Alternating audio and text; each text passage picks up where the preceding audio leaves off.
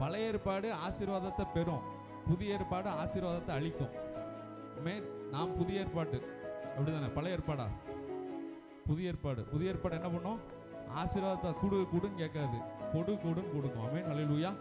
எப்படி சொல்லுங்களேன்? ஆசீர்வாதத்தை குடுன்னு கடவுள்கிட்ட கேட்காது, கொடுன்னு சொல்லாம நான் ஆசீர்வதிக்கிறேன், நீ ஆசீர்வாதமா இருப்ப அப்படின்னு சொல்றதுதான் புதிய ஏற்பாடு. நடக்காததேது அவர் வார்த்தை தரையில் விழாது. சந்தோஷமா சொல்லுங்களேன்.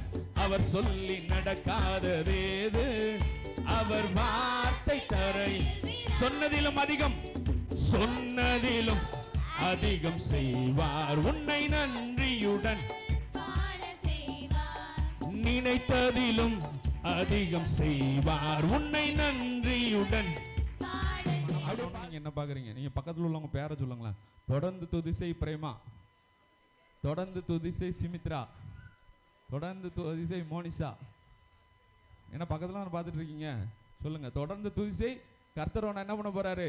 நீ கேட்டதுலயும் அதிகமா செய்ய போறாரு. சொல்லுங்களேன்.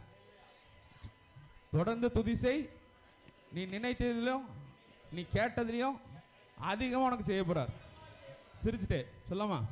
தொடர்ந்து துதிசை மனமே வா. பேரை சொல்லணும்.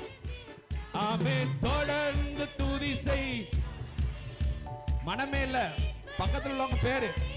மறுபடியும் தொடர்ந்து துதிசை.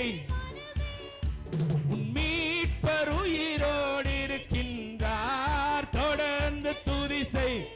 உன் மீட்பர் செத்து போகல, அவர் உயிரோடு எழுந்து இன்றும் ஜீவித்துக் கொண்டிருக்கிறார். துதிப்போரை கைவிடமா. கரங்களை உயர்த்தி துதிப்போரை கைவிட மாட்டார்.